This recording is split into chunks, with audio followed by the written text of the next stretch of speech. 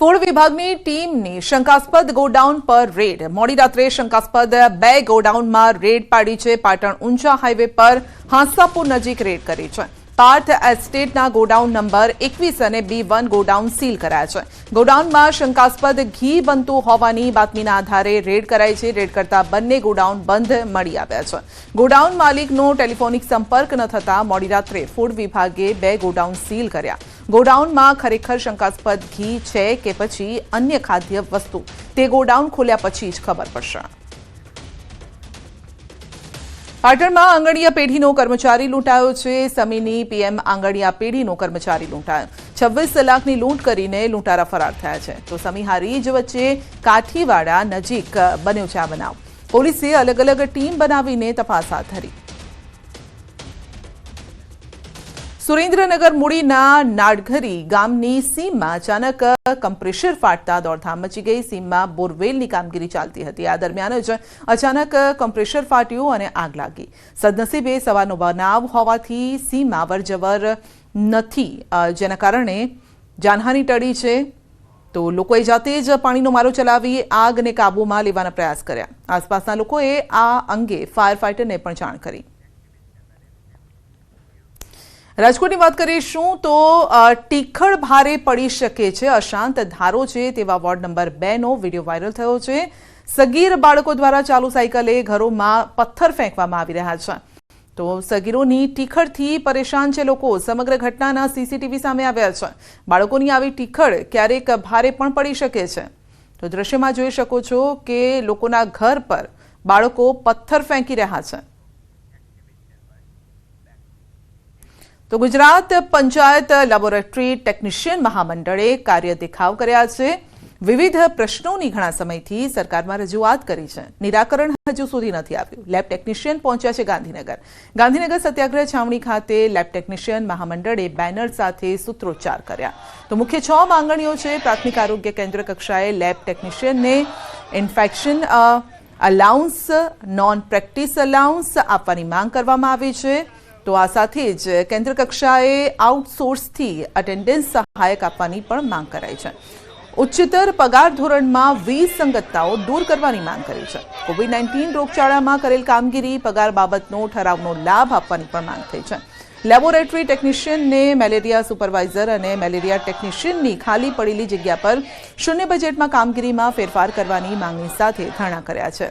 તો સરકાર મહામંડળની માંગ જો નહીં સંતોષે તો આગામી સમયમાં ઉગ્ર આંદોલન કરવાની ચીમકી ઉચ્ચારી છે.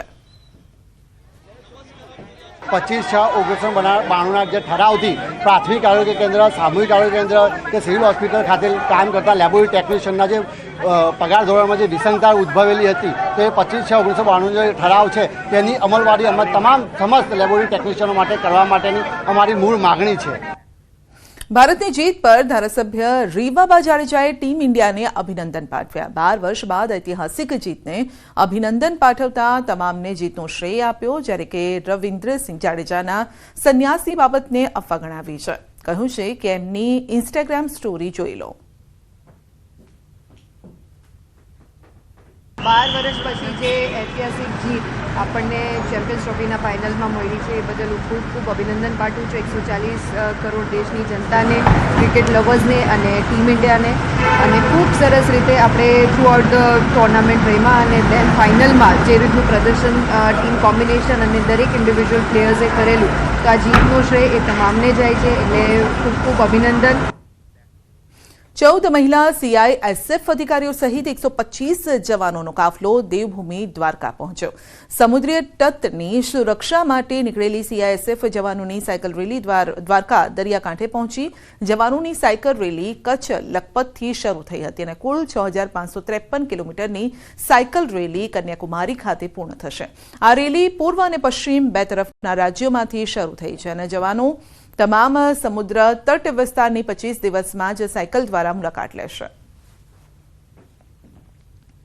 इस रैली का मकसद है कोस्टल जनसंख्या जो है, तटीय क्षेत्र में रहने वाली जनसंख्या है, उसमें सुरक्षा के प्रति अवेयरनेस को लेके आना. इस रैली का मोटिव है सुरक्षित तट समृद्ध भारत. क्या क्या सुरक्षा के चैलेंजेस एक तटीय क्षेत्र में हो सकते हैं, इसके बारे में उनको अवगत कराना, और किस तरीके की चैलेंजेस से वो ओवरकम कर सकते हैं ताकि हमारा देश जो है सुरक्षित रहे और समृद्ध बन सके। વાપી મહાનગરપાલિકામાં આસપાસના 11 ગામોનો સમાવેશ કરવામાં આવ્યો છે, તેમાંથી નામધા લોકોએ વિરોધ કર્યો છે। વાંસાના ધારાસભ્ય અનંત પટેલની આગેવાનીમાં ગ્રામજનોએ મહાનગરપાલિકા ખાતે ધરણા કર્યા અને નામધા ગામનો મહાનગરપાલિકામાં સમાવેશ ન કરવાની માંગ કરી છે અને સતત ચોથી વખત અનંત પટેલની આગેવાનીમાં વાપી મનપા સામે વિરોધ પ્રદર્શન યોજ્યું। આગામી સમયમાં મહાનગરપાલિકા દ્વારા આજુબાજુના ગામના લોકો સાથે ચર્ચા નહીં કરવામાં આવે તો આંદોલન વધુ ઉગ્ર બનશે તેવી વાત કરી। ગેરબંધારણીય રીતે ગામના લોકોને અંધારામાં રાખીને ગામને મહાનગરપાલિકામાં જોડી દેવામાં આવ્યા, એનો વિરોધ અમે ચોથી વખત કરી રહ્યા છે। હજુ પણ જો અમને નહીં સાંભળે તો આવનારા દિવસમાં હજુ અમારો વિરોધ ઉગ્ર બનાવીશું।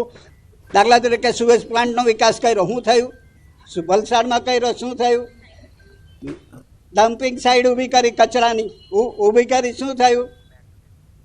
રાજકોટ જિલ્લાના જામકંડોરણા તાલુકાના ધોળીધાર ગામના લોકો આકરા પાણીએ જોવા મળ્યા। અનુસૂચિત જાતિ માટે મંજૂર કરવામાં આવેલ ડોક્ટર બાબા સાહેબ આંબેડકર ભવન ન બને તેવા પ્રયત્નો કરવામાં આવ્યા હોવાના આક્ષેપ કર્યા છે અને જેથી ગામના લોકોએ અનશન પર બેસવાની ચીમકી આપી છે અને પોલીસ મથકે અરજી આપી ફરિયાદ નોંધવા માંગ કરી। ઉલ્લેખનીય છે કે ધોળીધાર મુકામે બાબા સાહેબ આંબેડકર ભવન બનાવવા માટે 5 લાખની ગ્રાન્ટ મંજૂર કરવામાં આવી હતી અને આ માટે પ્લોટ પણ મંજૂર કરવામાં આવ્યા બાદ ઘણો સમય થયો છતાં પણ ગામના 5 લોકોએ આ ભવનનું કાર્ય ન થાય તેવા પ્રયત્નો કર્યા છે તેવા આક્ષેપ લાગી રહ્યા છે અને અરજી આપવામાં આવી છે। તેમજ ધોળીધાર ગામના સરપંચ તેમના હોદ્દાનો દુરુપયોગ કરતા હોવાનો પણ અરજીમાં ઉલ્લેખ છે। તો ગામના લોકોએ આ 5 લોકો પર કાયદેસર કાર્યવાહી કરવાની માંગ કરી।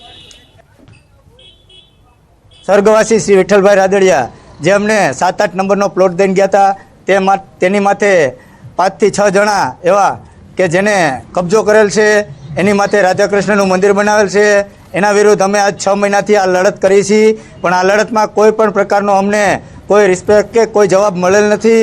તે માટે અમે આજ જામકંડોરણા પોલીસ સ્ટેશને જે અમારું સ્ટેચ્યુ આંબેડકર ભવનનું બેહાડેલ છે, આંબેડકર સાહેબનું જે સ્ટેચ્યુ તે પણ ખંડિત એ 5 જણાએ જ કરેલ છે।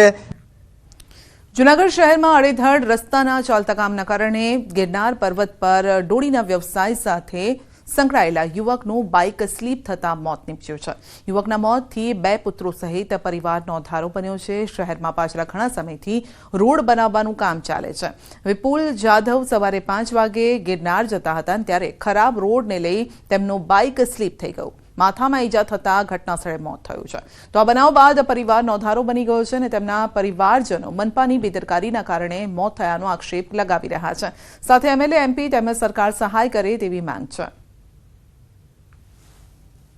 તો મારી નમ્ર અપીલ છે ધારાસભ્ય શ્રી સંજયભાઈ કોરડિયાને અને અમારા રાજેશભાઈ ચુડાસમાને, સરકારશ્રીને કે અમારે આ જે છોકરાની ઉપર એના પપ્પાનો હાથ વયો ગયો છે ને છાંયો વયો ગયો છે ને એ નોંધારા થઈ ગયા છે, તો એને કાંઈ સહાય કરે અને એને કોઈ જાતનું કાંઈ એને જે